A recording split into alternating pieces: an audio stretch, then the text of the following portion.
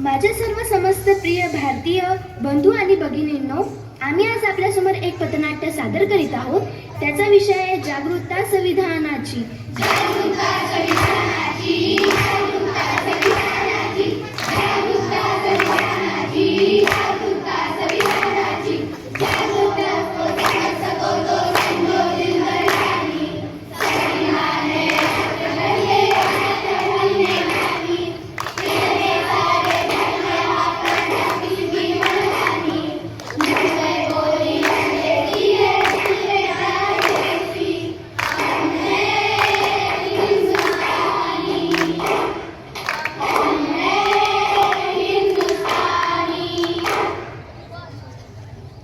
आज 15 ऑगस्ट आहे का?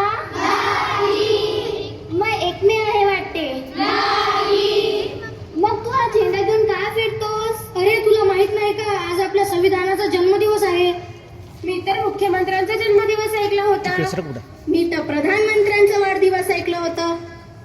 मी तर सलमान शाहरुखचा वाढदिवस ऐकला होता. अरे संविधानाचा वाढदिवस हा काय असतो? अरे आज आपण जे सन्मानपूर्वक आयुष्य जगत आहे ते कोणामुळे?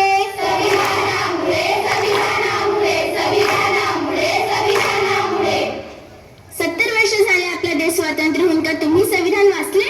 नाही. का तुम्ही संविधान वाचलेत? नाही. तुम्ही संविधान वाचलेत? बघितलं, कोणीच संविधान वाचलेलं नाही. अरे संविधानाने आपल्याला दिलं तरी काय? संविधानाने आपल्याला समता, समानता, स्वातंत्र्यता, बंधुता व न्याय यासारखे मौलिक अधिकार दिले.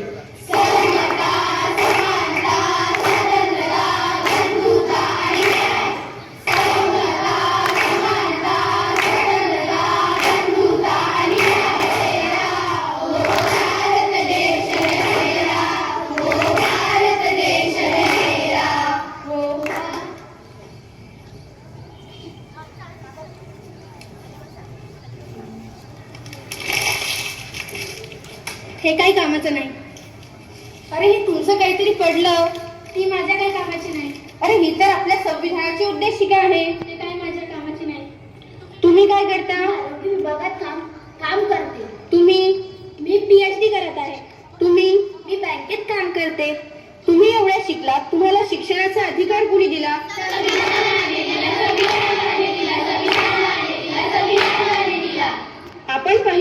आपण पहिले 14 तास काम करायचो. कामाचे तास कमी होऊन ते 8 तासाचे कशामुळे झाले?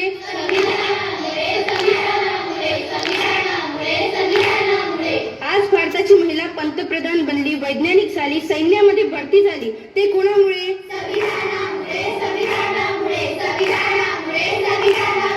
अंतरिक्ष मध्ये गेली, ते कोणामुळे?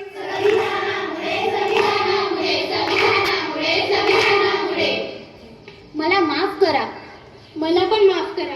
खरंच मला पण माफ करा. माझ्या हातून खूप मोठी चूक झाली की मी आपल्या भारताचे संविधान वाचले नाही. आम्ही तर फक्त नावाचे भारतीय आहोत. तुम्ही काय करत आहे? मी एक पुजारी आहे. मी पूजा करत आहे. ओम नमः शिवाय, ओम नमः शिवाय. तुम्ही काय करत आहे?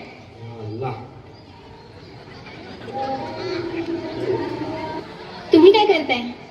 I am praying of God. तुम्हाला तुमच्या धर्मेनुसार उपासनेचा व श्रद्धेचा अधिकार कोणी दिला?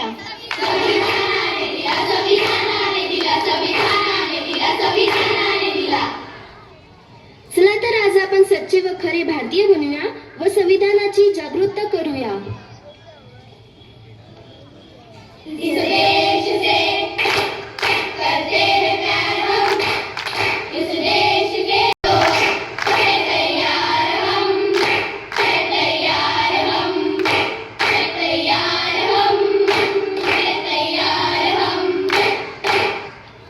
हजारो वर्ष आधी आपल्या देशाला एक भयंकर बिमारी होती. ती म्हणजे जाती प्रथेची. बघा तर मग.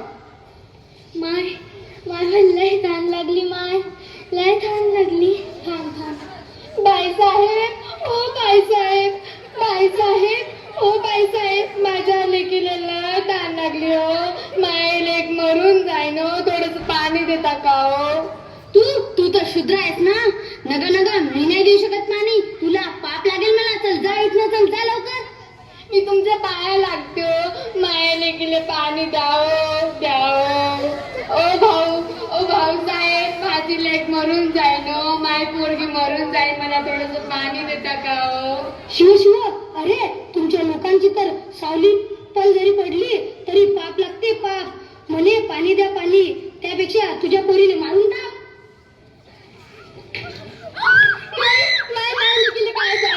माझ्या लेकीला काय झालं?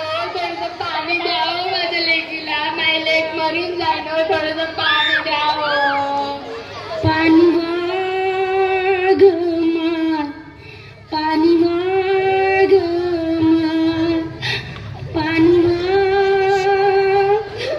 पाणी वाग मार, पाणी वाग मार.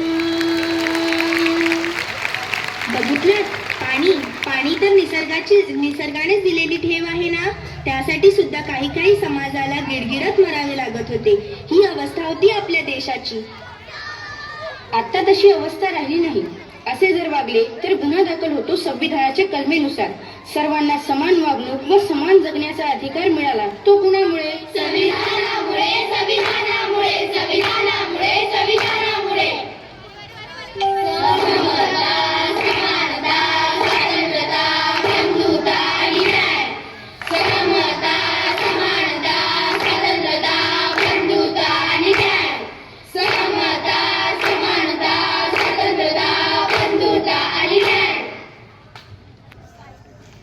वर्षापासून असे लक्षात येते की मला फाडण्याचा, जाळण्याचा प्रयत्न होत आहे. पण मी वैयक्तिकरित्या दुःखी नाही, माझ्या मनात आकस पण नाही. परंतु मला काळजी आहे माझ्या साध्याभोळ्या देशवासियांची. काळजी आहे ज्यांनी माझे अजूनपर्यंत एकही पान उघडूनही पाहिलं नाही.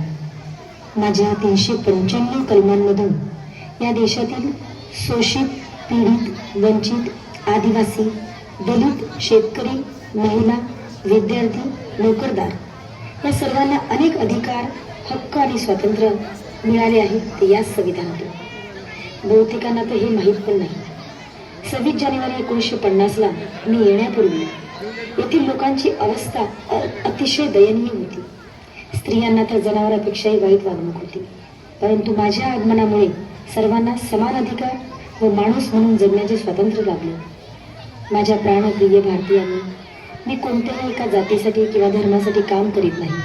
मी संपूर्ण देशासाठी आहे.